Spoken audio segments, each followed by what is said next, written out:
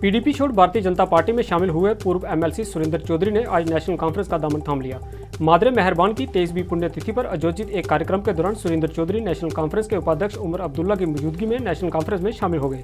इस अवसर पर उमर अब्दुल्ला और नेशनल कॉन्फ्रेंस के वरिष्ठ नेताओं ने अपने समर्थकों सहित नेशनल कॉन्फ्रेंस में शामिल हुए सुरेंद्र चौधरी का जोरदार स्वागत किया। हमारे लिए बहुत ये न सिर्फ एक अहम दिन रहा है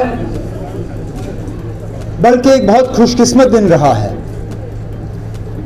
एक तरफ से हम उस महान हस्ती मेरी दादी, जिनको प्यार से जम्मू कश्मीर के लोगों ने मादरे मेहरबान का खिताब दिया, हम उनको याद कर रहे हैं, उनकी बरसी है। उसके साथ साथ जिस दिन का हम 5 अगस्त 2019 से इंतजार करते आए हैं कि कब सुप्रीम कोर्ट में जो केस चलना है उसकी शुरुआत होगी, इत्तेफाक से आज उसकी शुरुआत भी हुई। लेकिन फिर सोने पे सुहागा,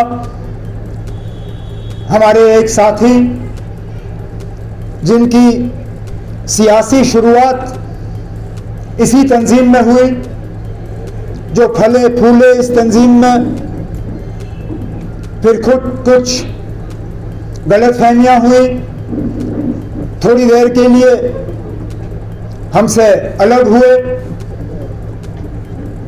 आज दोबारा घर वापस लौटे और नेशनल कॉन्फ्रेंस में दोबारा सुरेंद्र जी ने शमूलियत की। ढंढोरा पीटने में उसके साथ ये भी कहते ना कि उस मीटिंग को वहां करने के लिए आपने श्रीनगर के लोगों को घर में कैद रखा, आपको बाकी मुल्क से पता नहीं कितने और हजार वहां पे फौज तैनात करनी पड़ी। एक एक जो बाहर से मेहमान आया उनको 2-2, 3-3 बुलेट प्रूफ गाड़ियां, अरे वो भी लिखते आप, फिर आप क्यों नहीं लिखते हो कि जब हमारे बेताज बादशाह इस रियासत के लेफ्टिनेंट गवर्नर साहब एक जगह से दूसरी जगह जाते हैं, 15 मिनट के लिए हमारा रास्ता बंद किया जाता है। मुझे याद है जब मैं घर से सेक्रेटेरिएट जाता था, ट्रैफिक लाइट के सामने मेरी गाड़ी रुकती थी, और ये श्रीनगर की बात, और फिर बत्ती चेंज हो जाती थी, मेरी गाड़ी निकल जाती थी। मेरे मिनिस्टर ट्रैफिक लाइट पे रुकते थे। यहां आज हाल यह है कि जब हमारे लेफ्टिनेंट गवर्नर साहब कहीं जाते हैं तो जितना वजीर आजम के लिए दिल्ली में रास्ता बंद होता है, उससे कई गुना ज्यादा श्रीनगर में हमारे लेफ्टिनेंट गवर्नर के लिए रास्ता बंद किया जाता है। मैंने खुद गिने गाड़ियां। नहीं, शेम नहीं है, इनकी मजबूरी है, मजबूरी है, क्योंकि हालात ठीक नहीं है, डरे हुए हैं। इसके बिना वो घर से निकलने के लिए तैयार नहीं।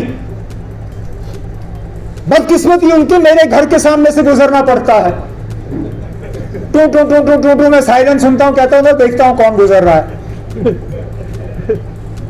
यकीन माने, पहले 4 मोटरसाइकिल एक के बाद एक, टू टू टू टू, तेरा रास्ता बंद करने का टाइम आ गया, बंद। उसके बाद जीपों में हाथ यूं यूं, टू टू टू टू, रुको। बेचारा जिसकी गाड़ी साइड पे पार्क हुआ हो उसको तो कहते हैं हटाओ गाड़ी यहां से, चलो यहां पार्किंग नहीं। जो स्कूल के बाहर अपने बच्चों को उठाने के लिए इंतजार कर रहे हैं, किसी की मां, किसी की बहन, किसी का ड्राइवर, कहते चलो हटो, ले जाओ गाड़ी, सारा रास्ता साफ करके उसके बाद फिर 4 गाड़ियां, फिर कहीं बीच में छुपाई हुई गाड़ी एक, जिसमें हमारे एलजी साहब फिर निकल जाते हैं। अब एक तरफ से तो आप सुप्रीम कोर्ट में कहते हो कि हालात बिल्कुल ठीक हैं, अगर हैं तो जो आपने श्रीनगर में ये साइकिल सजाए हुए हैं, जरा उन पे बैठ के सवारी करिए ना, उन पे बैठ के घूमिए। मैं मानूं हाँ जनाब हालात इतने ठीक हैं कि जो एज चीफ मिनिस्टर मैं नहीं कर सका, मैं गाड़ी में बैठता था, आज हालात इतने ठीक हो गए हैं कि हमारे एलजी साहब आप साइकिल पे बैठ के बिना ज्यादा सिक्योरिटी के 10 आगे 2-4 बंदे तो होंगे ही होंगे, लेकिन इतने वो अब ठीक समझते हैं हालात को कि वो गुजरने के लिए तैयार हैं। अब मुझे बताइए ना, अब सच क्या है? क्या सच वो है जो आपने सुप्रीम कोर्ट में लिख के दिया, या सच वो है जो हम जमीनी सतह पे देखते हैं? आज मुझे खुशी है कि रास्ते बड़े भटके, लेकिन आखिर मुझे वापस अपने घर में आना पड़ा और आज अपने घर में आया हूं। इसलिए मेरी कोई पार्टी में ये ज्वाइनिंग मत समझिए, मेरी आज ये घर वापसी है। मेरे बुजुर्गों, मेरे नौजवान साथियों, आज 9 साल 2014 के बाद आप ये यहां पे एक बड़ा तबसरा सुन रहे हैं। अच्छे दिन, सबका साथ, सबका विकास, सबका विश्वास। ना साथ दिखा, ना विश्वास दिखा और ना विकास दिखा।